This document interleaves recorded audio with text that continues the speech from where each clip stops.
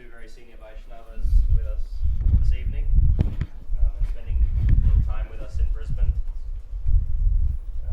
We're welcoming back His Holiness Jayadvaita Swami.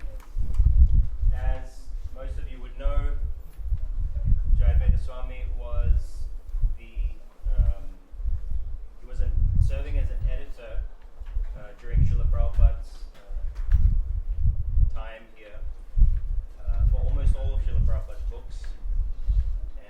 He was, I believe, initiated in 68, is that right, Maharaj? At the age of 18. And it only took 10 years before he accepted sannyas, quite a serious commitment.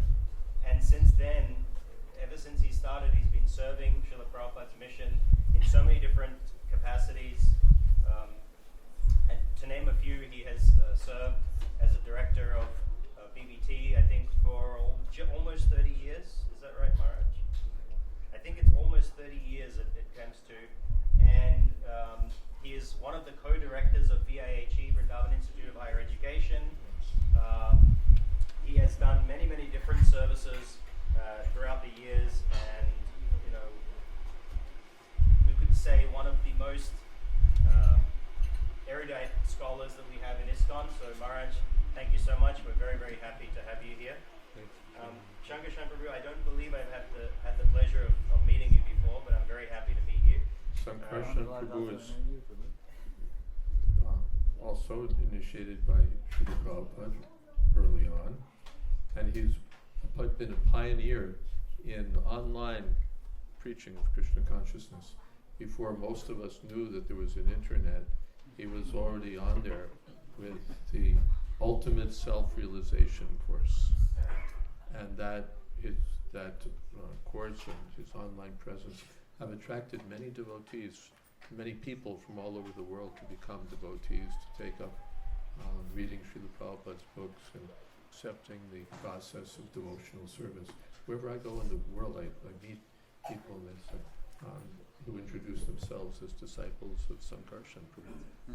So he's really done a wonderful service for spreading Srila Prabhupada's movement. And so Shankarshan Prabhu is also an initiating spiritual master in ISKCON. And Prabhu, I've heard about your amazing kirtans. I hope while you're here we'll get to participate in some kirtan with you. And as Maharaj mentioned, he's established internet training programs, and you established one, I think, the information I have here is called the Ultimate Self-Realization course. Is that still available? Yeah, oh yeah. Go to joincourse.com and you're in. So joincourse.com and you're in. Joincourse.com? Joincourse.com and you're in. And you look for the self-realization course? You get something every day in your email. Brilliant. Thought for the day, every day. Well, thank you. I send out 7,300 daily broadcasts every. That's how many I've sent. 7,300 daily broadcasts so far. So thank you both very much for coming, and can we please give them a big Hare Krishna? Hare Krishna!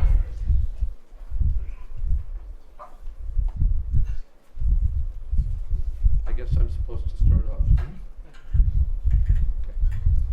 Om Jnana-Timirandasya Kinanjana Shalakaya Chakshurmilitam Jena Tasmai Shri Gurave Shri Chaitanya Manopistam Sthapitam Jena Bhutale Swayam Bhupakada Mahyam Tatati Shapadantika Vandeham Shri Guru Shri Jatapatakamanam Shri Guru Vaishnavanscha Shri Rupam Shadajatam Saganam Bhagavatam Vitam Stam Sariva Sadvaitam Sadhatutam Pravijana Sahitam Krishna Chaitanya Devam Shri Radha Krishna Padan Swabhagana Lalita Shri Vishakhan Vitamscha Hey Krishna Karuna Sindho Deenabandhu Jagarpate Gopesha Gopika Kanta Radha Kanta Namostute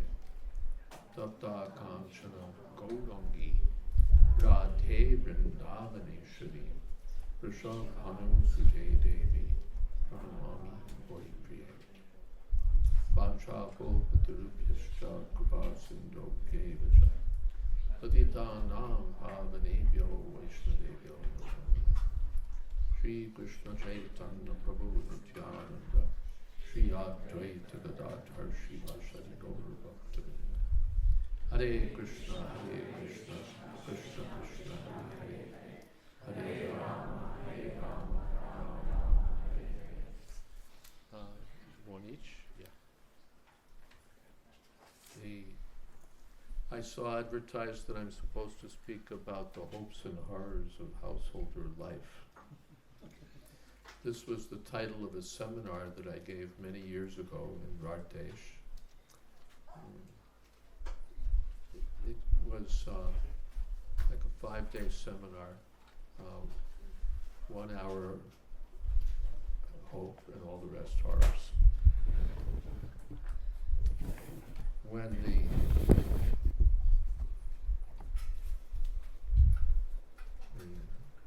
description of the seminar was first circulated, it was said that I would speak from the teachings of Lord Kapildev, the third canto, about this subject. So one of my god sisters wrote to me, said, why that section?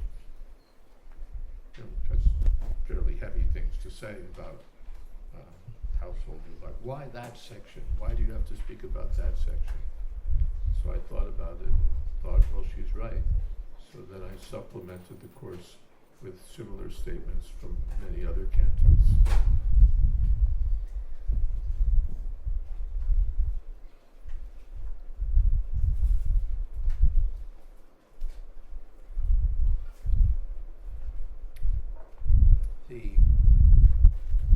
Of course, the title was a little sensationalistic, but the theme was fairly simple in my mind. The idea was that we shouldn't expect householder life to be all, the nightingales are going to sing and the roses are going to bloom and the moon will shine down rays of love and everything will be so nice. If we imagine that householder life is going to be like that, then we're going to be disappointed. If we're imagining that it will be, our senses will find all they've been looking for and our life will be sublime, then this is an illusion that's never going to be fulfilled. And therefore we're going to be unhappy, we'll be contemplating divorce, we'll be blaming our spouse for not providing the illusion that we thought we were entitled to, and everything will be a mess.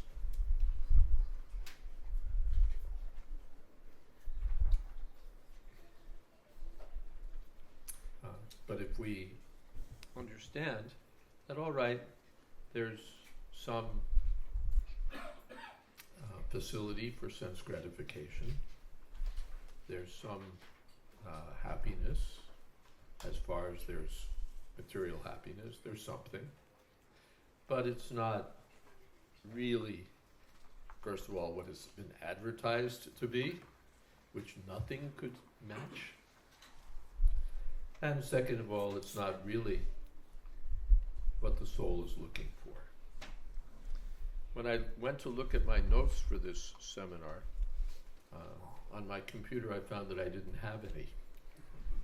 This has been many years since I gave this seminar. And maybe I have my notes somewhere. I could do a more comprehensive search. All I saw was one little file, and it had one verse from Srimad Bhagavatam. Of course, other verses come to mind. Pumsa Striya Maituni Bhavameta Tevar Minto Vidya Grantamahu Ata Kriya Kshetra Sutapta Vittaya Janasya Mohamya Mahamameti. That comes to mind.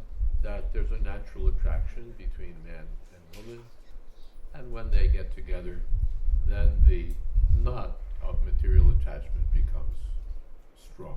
Then there's going to be home, property, children, relatives, money, and the false bodily concept of life.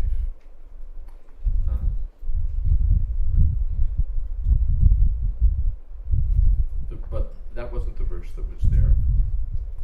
This was the one that was there. Let's see.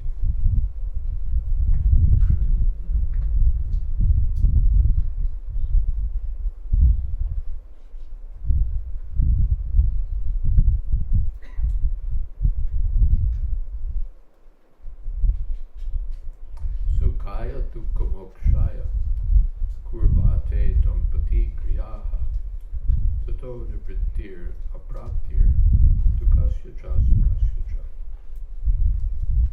This is instruction by the personality of Godhead to King Chitraketu, Bhagavatam 6:16-16. Sukhaya dukkha mokshaya kurvate dampati kriya. Dampati means husband and wife. You can go a little taller if you think. Not much. Better, right? Okay. Dampati means husband and wife. And kriya, their activities. What are they doing? What's the purpose? Sukhaya. They're doing something for happiness. Whatever it may be. Family activities for happiness. And dukkha mokshaya. Freedom from distress. We try to, this is material life, we try to avoid distress and try to grab onto happiness. This is the whole program. How can I duck the distress, and how can I find happiness? Well, I'll get married. Then that's a good plan. But tata, from that, anivritti aprapti, dukkasya cha sukhasya cha. Anivritti means no cessation, and aprapti means no achievement. No cessation of what? Dukkha. We don't get freedom from misery. And aprapti, what is it we don't achieve? Sukha, happiness. Prabhupada gives it a stronger twist. As husband and wife, a man and woman plan together to attain happiness and decrease unhappiness, working jointly in many ways. But because their activities are full of desires, these activities are never a source of happiness, and they never diminish distress. On the contrary, they are a cause of great unhappiness. So, don't blame me, this is Srimad Bhagavatam. And this is one of the lighter verses, I think, from the course. It's the only one that survived in my notes at the moment. But there was more where that came from. And yes, when you read the teachings of Lord Kapila, it takes quite a strong form. Now, what are we supposed to get from that? Well, the first thing is that actually, if we can avoid householder life, we'll save ourselves a lot of trouble. A lot of trouble. First of all, just think about how much money you'll save. Now, I've been a sannyasi since, 1978. So how many years is that? 48. 48 years. And what's your annual expenditure as a householder? and count in, college tuition and all that, I'd probably save myself $1 million. Why did you take sannyas? Well, they told me I'd save $1 million.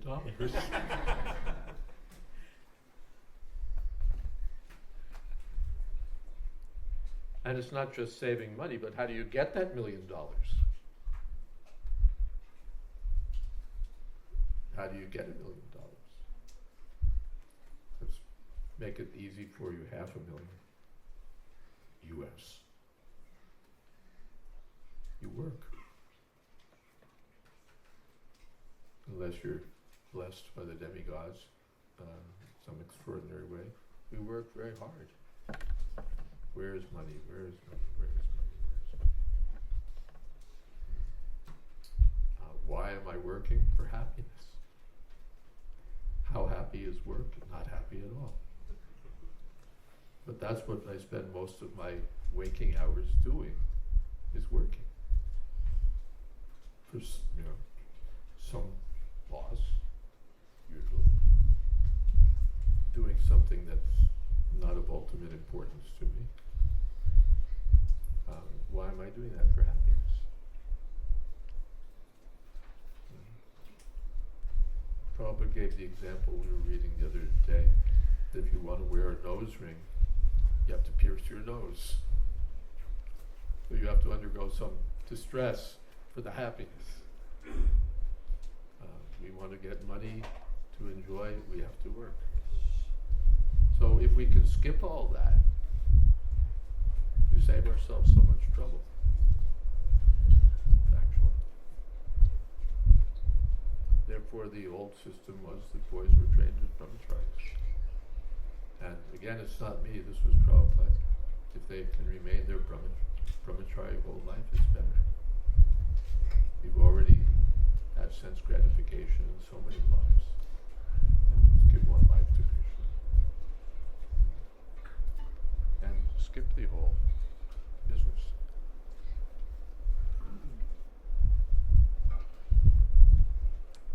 Right after I was initiated, like 2 days after, Srila Prabhupada's assistants needed an assistant, so I joined Srila Prabhupada in Boston. And while I used to stay during the day at Prabhupada's house, Srila Prabhupada. And one day one of my godbrothers visited.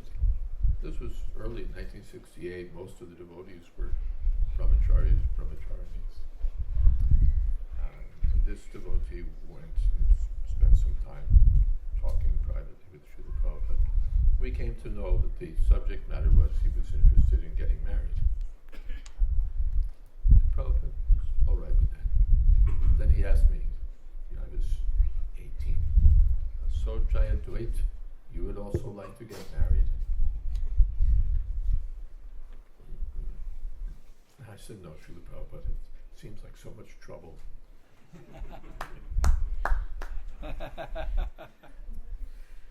And Prabhupada said, oh, you were chanting Hare Krishna and feeling happy. So from that I got the takeaway that if you're chanting Hare Krishna and feeling happy, then you don't need to get married.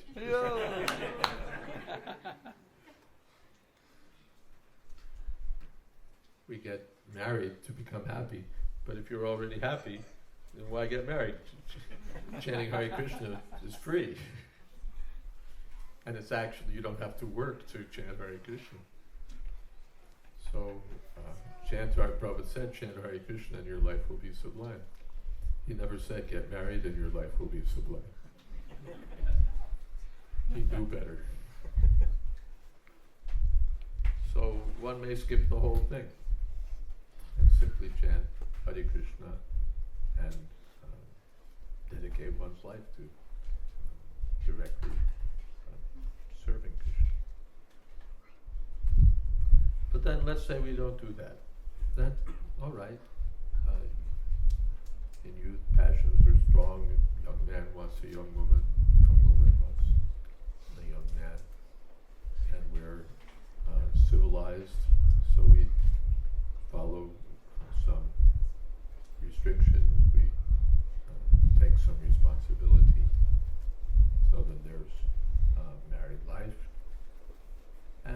Brahmacharya life, there's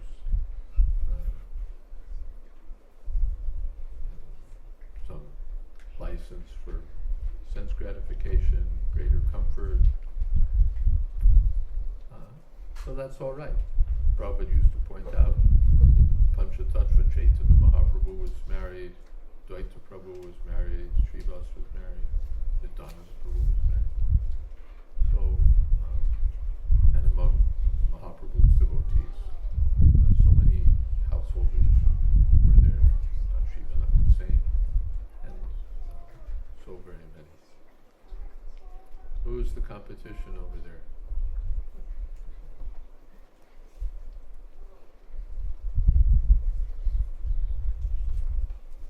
Hare Krishna.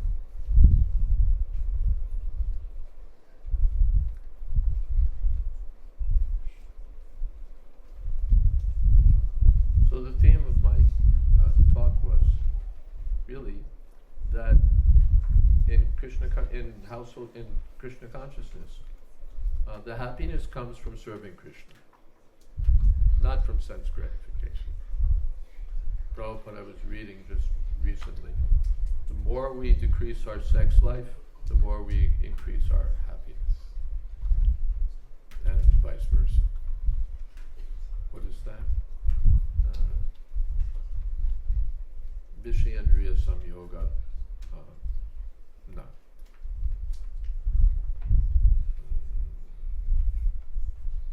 Yattadagre Mritopam. Yeah, Vishyendriya Samyoga Yattadagre Mritopam. Pariname Vishamiva Tatsukam Bhajasam Smritam. Happiness in the mode of passion. It's like nectar in the beginning and poison at the end.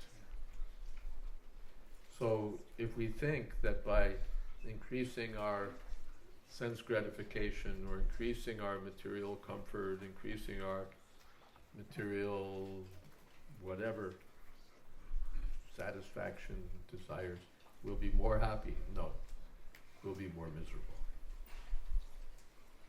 We'll be more miserable. How will we be more happy? By serving Krishna more.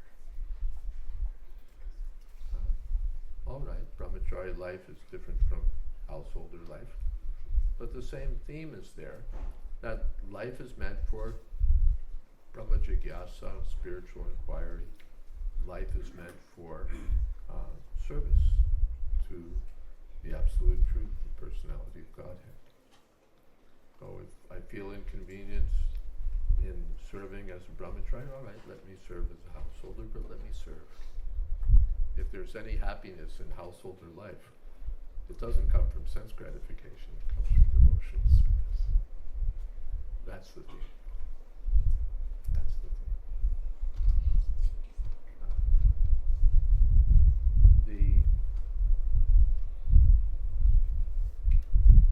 There's one more thought that I'd add.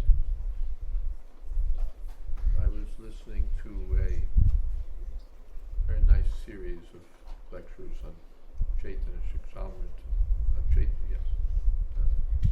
Chaitanya Shikshashtak, by Hari Parshad, who was a very learned devotee. And he pointed out that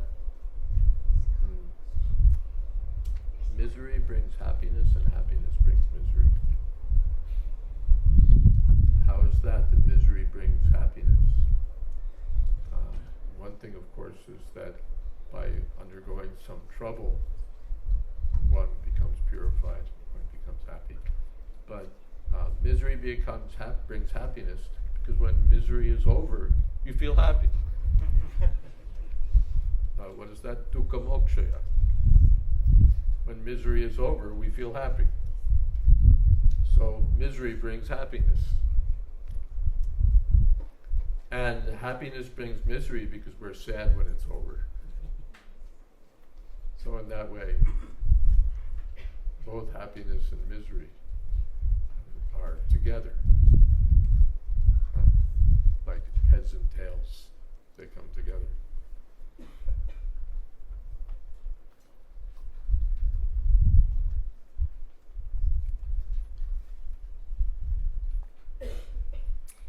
So finally, the the message is chant Hare Krishna and be happy.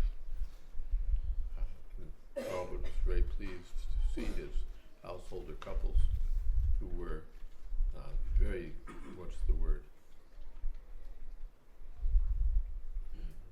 vigorously engaged in spreading Krishna consciousness, serving Krishna together. That was Prabhupada's theme, that if husband and wife together should do more service. That's the idea.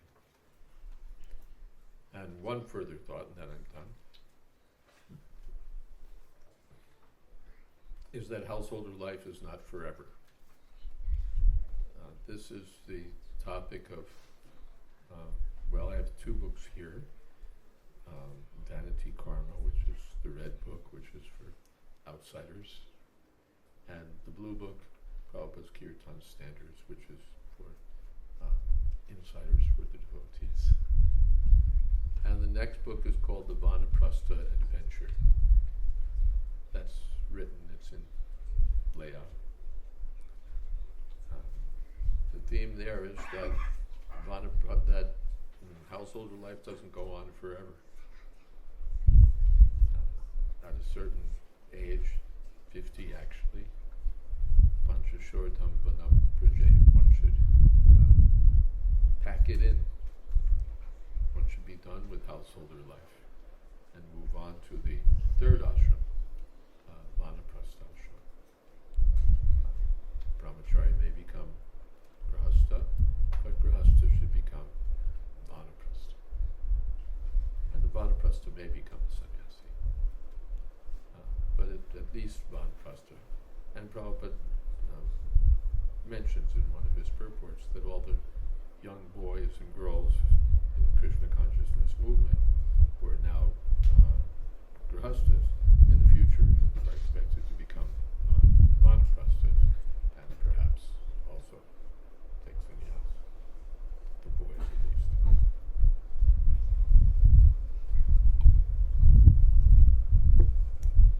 So just as we're enthusiastic to marry, we should also be enthusiastic to move on to the next stage of Vanaprastha, retired life. And what that retired life is, the book speaks about at some length, how to take up that retired life. Not that it's not sannyas that husband and wife have to go their separate ways, and that's that. But it's a ashram for gradual detachment and increase in spiritual cultivation, spiritual activities, spiritual service.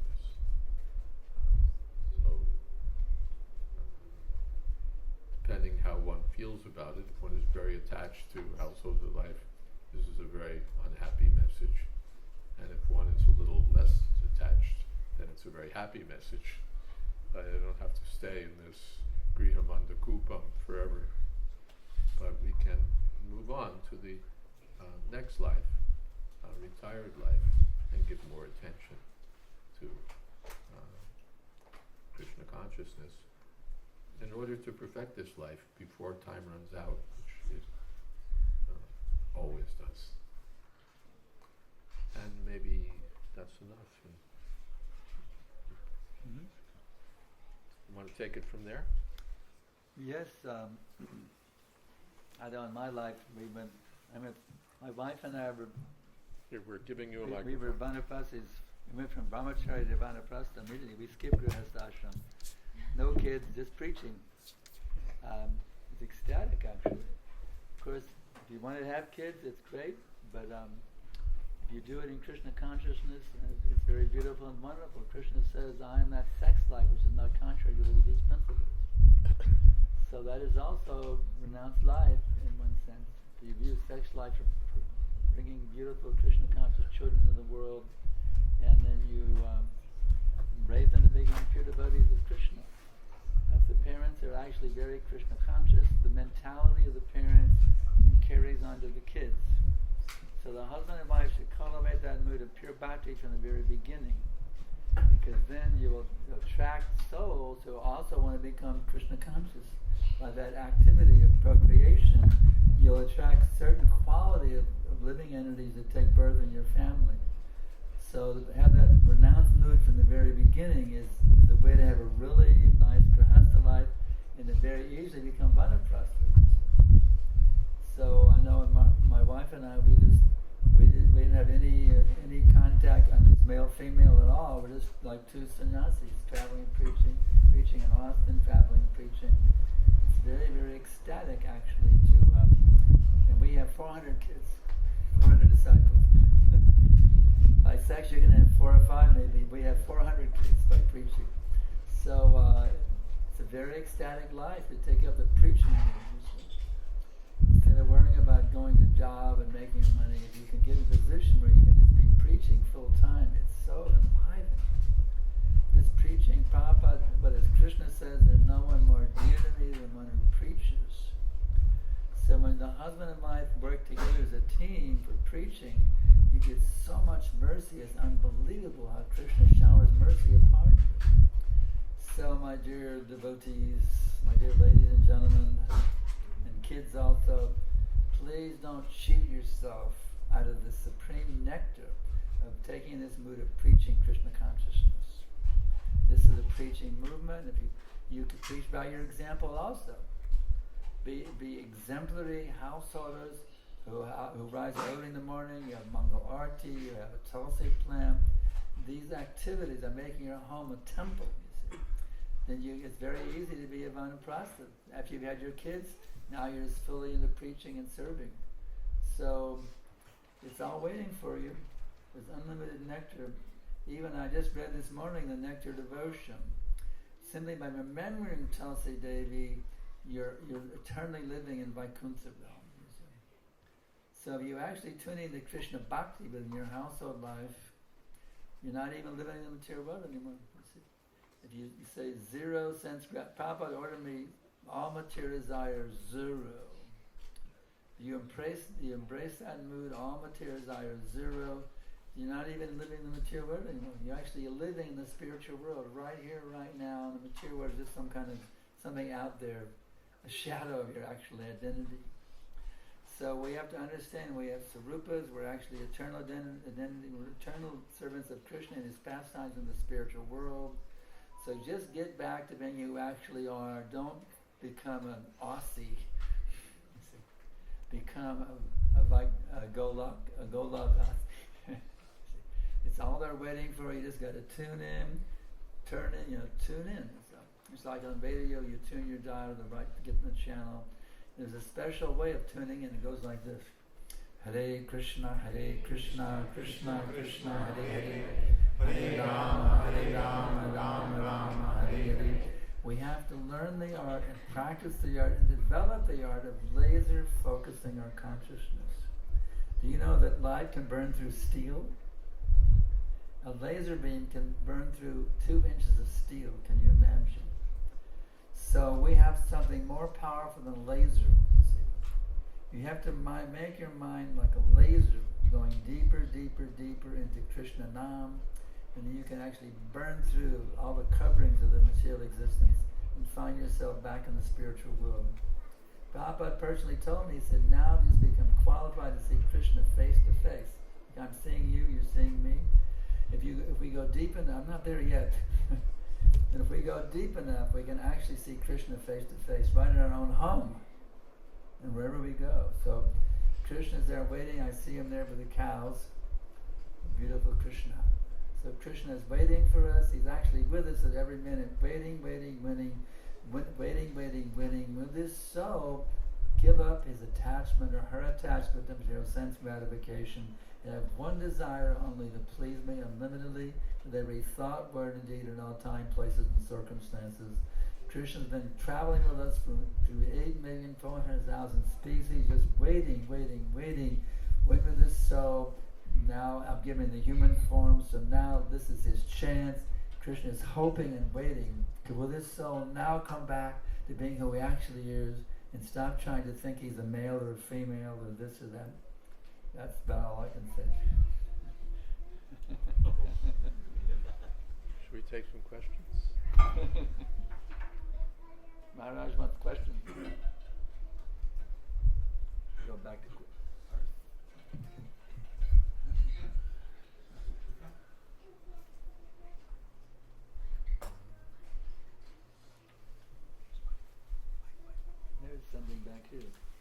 Yeah. Yeah, that's what I told the kids.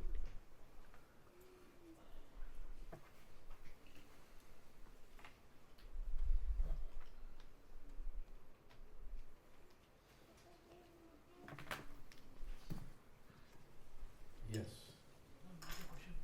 Ah, Oh. what's that? For Sankarshan Prabhu? Hmm?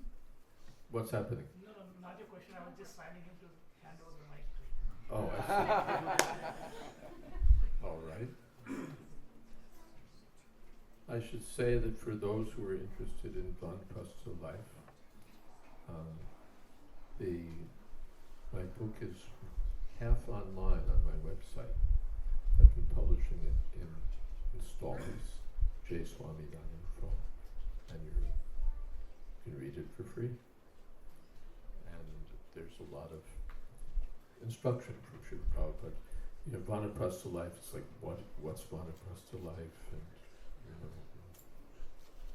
a big sort of question mark, or terra incognita, unknown territory. But there's a fair amount of instruction available. Just going to try to pull Prabhupada's instructions together. So that book will be coming out, but meanwhile, you can read online. If you're feeling urgent about it.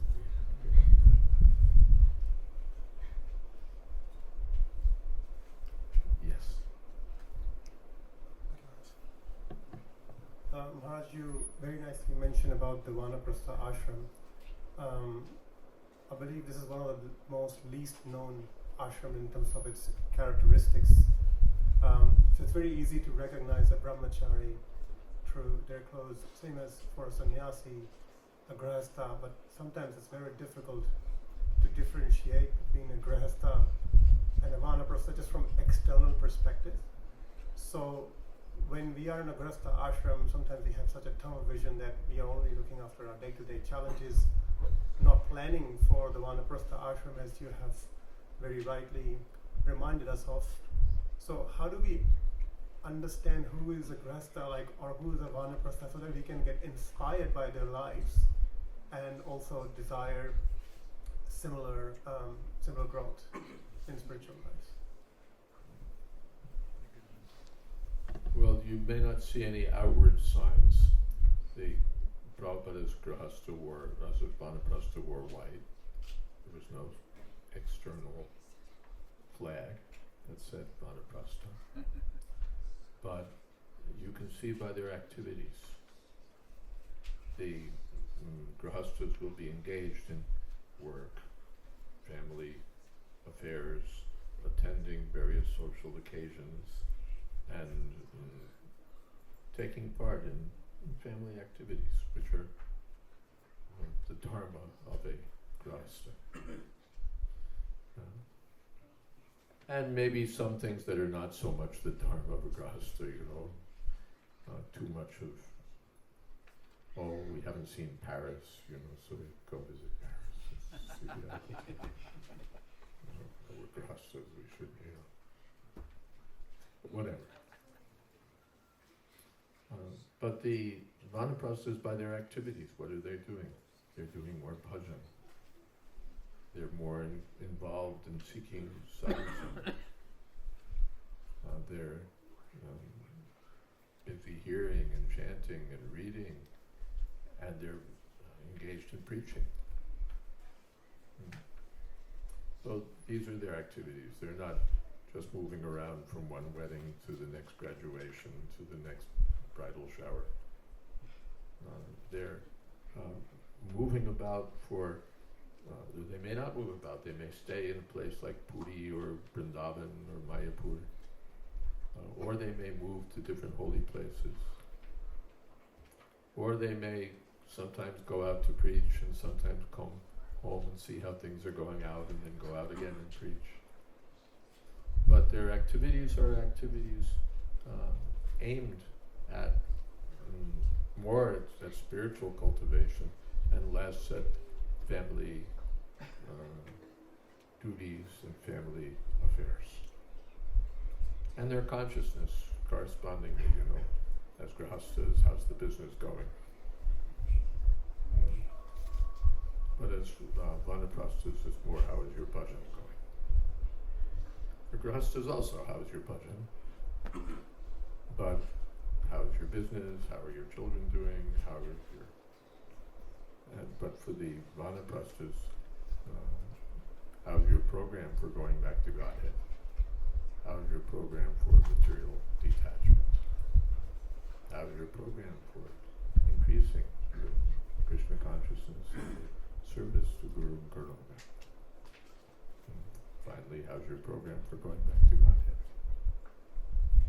So it's not by dress,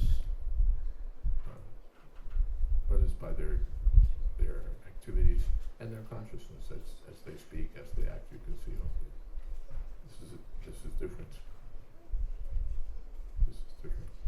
And we do have, although it's not the most visible, it's a largely invisible demographic of our society, but there are vanaprasthas, and half of my book will consist of personal stories of different vanaprasthas, contemporary vanaprasthas. There are many historical examples, but contemporary vanaprasthas, devotees in Prabhupada's line, who've accepted in different ways vanaprastha life, because every vanaprastha is different, just as grihastas differ. So the vanaprasthas will differ. Some will be more attached, some will be less attached, some will be really looking towards sannyas, others are just looking to close up family affairs. Some will be more preaching and traveling, some will be more sitting down and associating with devotees and hearing and chanting. Some will move to India, some won't. So there's all different stories. Some become vanaprasthas because their grihastha life wasn't very happy. Others, in spite of having very happy vanaprastha grihastha life, they become vanaprasthas. So I've got 12 different personal stories there from different devotees, how they've entered, and in one's a sannyas case, so how he went from brahmachari to grihastha to vanaprastha, sannyas. Bhakti Gauravani Maharaj, how he did all four, and others 3.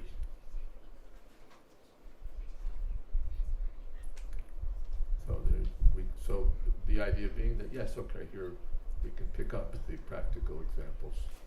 There's also in the book something called the vanaprastha checklist. Just a list. Okay, I can do this. I can do this. I can do this. I can do this. Start ticking the boxes. Makes it practical.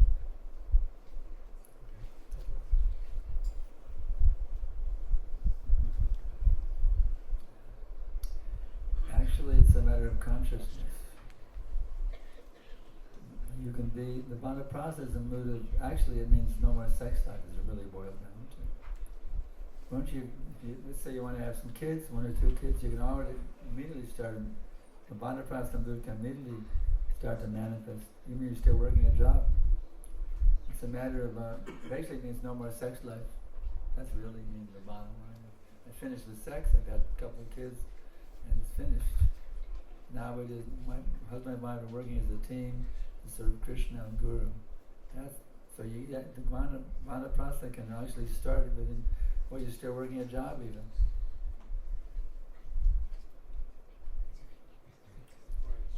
Yes. Question. Sorry, do you still have to say some more? No. Yeah, okay, sure. Thank you so much, Maharaj, for that wonderful words about the vanaprastha. And I just have a quick question on yes, as per the Vedic lifestyle, yes, someone has to retire at the age of 50 and take up vanaprastha. But in the current generation or the current lifestyle, not everybody actually gets the opportunity to retire at 50 years. Maybe they have started a bit late in their life, and they might have started. They got married late. They got like children and all those stuff. So, how do we actually understand at what point in time that we are supposed to retire, or that we are supposed to take up vanaprastha? Because the children could be at different stages. They could be they're still at school, or somebody might be at college, or somebody might be at the stage of getting married as well. So how do we understand that this is the right age for me to actually move away from everything and then take up vanaprastha? So how do we know at what age we should accept vanaprastha life? We may have gotten married late. We may have started having children late. Children may be in different stages, education and so on. So what do we do? Best thing is to die late.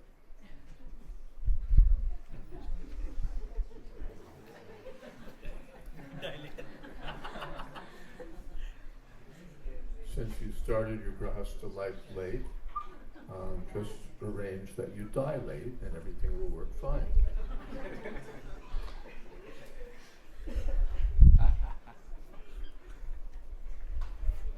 But that we can't do. It's not that when death comes we can say, well, wait a second, my second daughter's not married and my son hasn't finished his education. It's still some work to do. Death comes and then finished. So actually the Vedic injunction, and Prabhupada quotes it many times, is Pancha Shortam Panam Brajay. Just look at your first birthday, add 50, and that's when the time is. Pancha Shortam, Pancha Urdhvam Panam Brajay. One should accept vanaprastha life. Prabhupada said as close to 50 as possible. Simple thing. Just like a business. You look at your watch, it's 5 o'clock, it's time to close up the shop. Maybe you could get some more customers, maybe you could earn a few more dollars. But at 5 o'clock we close the business. So the Vedic direction is at 50 one should close up shop. Or Manu says, the Manu Samhita, when you see your hair turning gray, when you see your skin becoming wrinkled, when you see your children's children, time to go. And the commentators differ. Does it mean you have to meet all 3 criteria or just one? But that's the idea, We know that now the time is coming. I see the gray hair, I see the wrinkles. It's just a question of time. Before we die, these are all, there's like a bell curve, like the changing bodies painting. You're coming up, we're getting strength, we're getting married, we're building our career, we're having children, and the bell curve moves down. And getting older, and job is a slog, and family life is not all that. Not such a great kick, and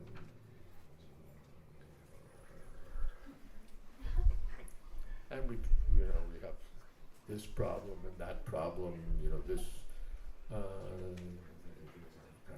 kidney problem and a prostate problem and a muscle problem and this problem, a hearing problem. So it means the body declines. It's born, it grows, it stays for some time, has some byproducts, dwindles, and the next stage is dies. So that's what it is. And therefore we're meant to prepare. Therefore actually, and Sankarshan Prabhu alluded to this, if you're going to get married, do it, have your children so that you can get out. If we're having children at 40, how are you going to give up family affairs at 50. So it's common sense. Just a little bit of planning.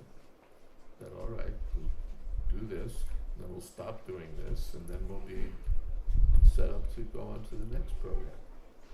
Not that, I'm still weaving my cocoon at the time that I'm meant to get out of the cocoon, before the silk merchant comes and throws the cocoon into boiling oil or whatever it's going to be. So one should plan to get out. Bana Brajait Prabhupada mentions it's imperative mood. It's like, what is that?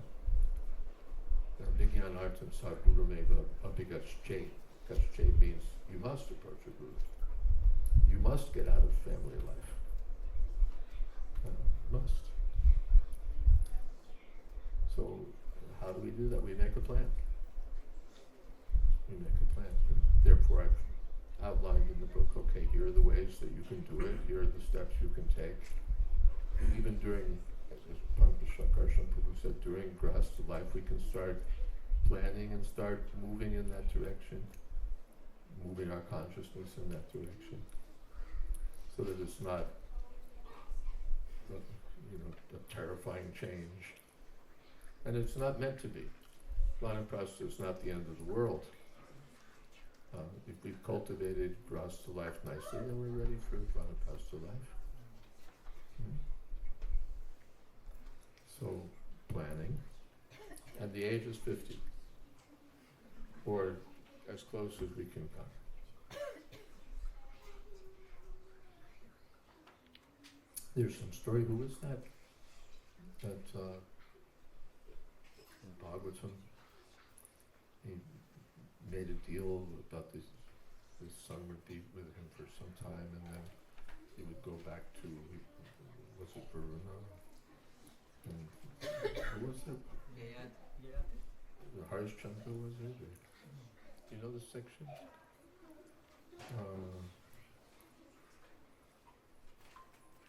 Where he swapped his age of his child?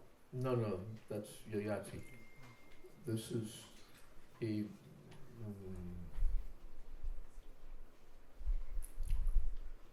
first he said, the child will be born, I'll give him to you. And then he said, well, let the teeth come in. Then, let him finish his school, like that, just putting it off. So we can do that, put off. But we're putting off our good fortune. These things are meant to support Krishna consciousness, not meant to make us miserable. It's meant for ultimate happiness. It's varnashram, it's not directly Krishna consciousness, but it provides the suitable framework for Krishna consciousness. We have to supply the substance. Without Krishna consciousness, shramayhi kevalam, it's all useless. But not that, all I have to do is chant Hare Krishna, and I don't need to give any attention to. You didn't say that when you got married. We agree, yes, this is varnashram. But this is also varnashram. And when we do that, that also sets a good example. Sankarsha was talking about setting an example for the next generation. Yeah. Next generation will see that my parents got very serious, and when they reached a certain age, they were just fully focused on Krishna's service. My mom was always doing bhajan, my dad was preaching, whenever they went to Puri or they were traveling. So it provides a good example, because the next generation, they'll be, family affairs, all that, but they'll see that our parents got very serious. They got very serious. So then they have that example to follow. And another thing is that it provides for succession. That we're not holding on to the business. Only I can run it. No one else can figure it out. Or no one else can handle the pujari department or the accounts or the be the temple president or the GBC man or the BBT trustee or the minister of this or the minister of that. It needs an experienced person in his 70s like me who knows it well and can handle it all. Not one of these young, inexperienced people in their 40s and 50s. Forget it. Nonsense. Hand it over. Hand it over. Hand over the business. Hand over the plum spots for, ISKCON responsibility. Hand it over. Why are you holding on to it as if it was your life preserver? Hand it over. Prabhupada wrote to me one time, continue your prescribed duty and train others. And train others means hand it over. Krishna will give you more to do. Not that I have to hold on to this, otherwise what will happen to me? Being an illusioned old man and deprive the next generation of their right to take on these things and deprive the world of their capabilities. You shouldn't be attached old ISKCON bureaucrats. Handing things over and then Krishna will give us more.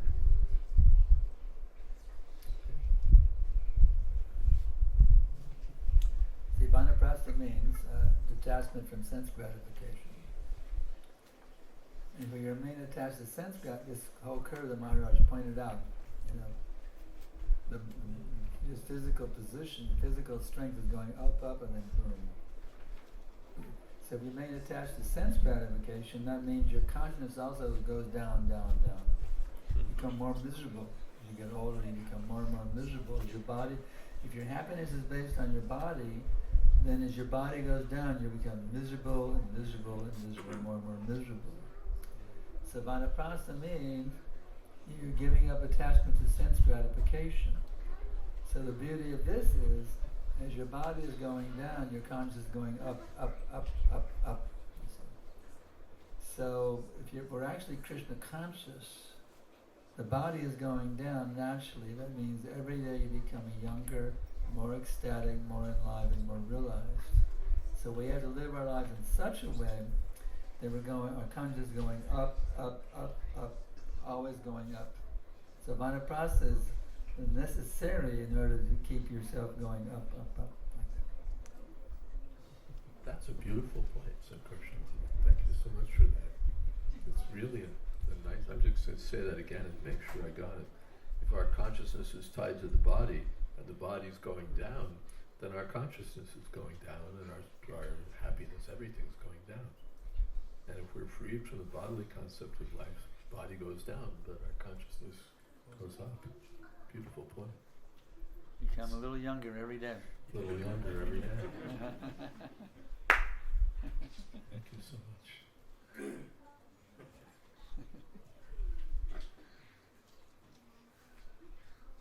Yes. Hare Krishna Guru Maharaj, nice to see you here. We are very fortunate. I have a quick three questions, Maharaj. We are talking about the chanting and be happy. Is it applies to any time, or it is applied to any ashramas? And is there any shastric reference to the chanting and be happy in the spiritual world, like the spirituality, how we can define chanting and be happy? What is the question? That when we say, let's see if I got the question. That when we say chant and be happy, Chant and be happy, we generally say that we know better. But when we want to explain to the people, is there any shastric information or any references, or is it applies to all the time? Is it applies to any kind of ashrama people? is this for everyone at all time? Particular ashram? This chant and be happy, is there any reference? Sri Chaitanya Mahaprabhu says, Anandam Buddhivarta. Anandam Buddhi Vardhanam Pratipadam Puranamrita Ashvadanam Padam Vijayate Shri Krishna Sankirtanam. That by chanting Hare Krishna, Anandam is the ocean of bliss that increases. The material ocean doesn't increase, but the spiritual ocean, the ocean of Anand, increases.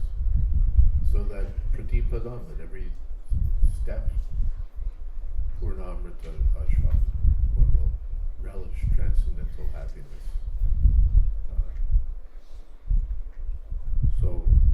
It's for any ashram, it's for any varna, it's for everyone. It doesn't matter, man, woman, child, everyone can chant Hare Krishna and be happy.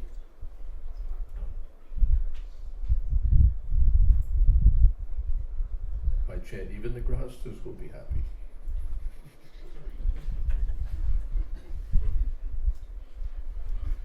Look at Bhakti Noda, he had Bhakti Siddhanta as his son, talking about happiness. Bhaktivinoda Thakur had such a son as Bhakti Siddhanta Saraswati.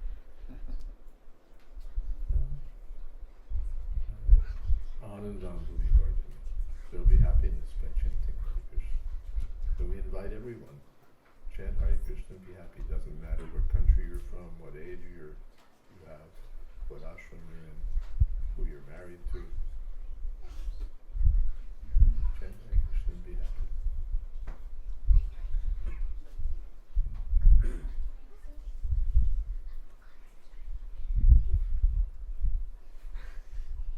Tell me what to do. Should we take another question? Should we?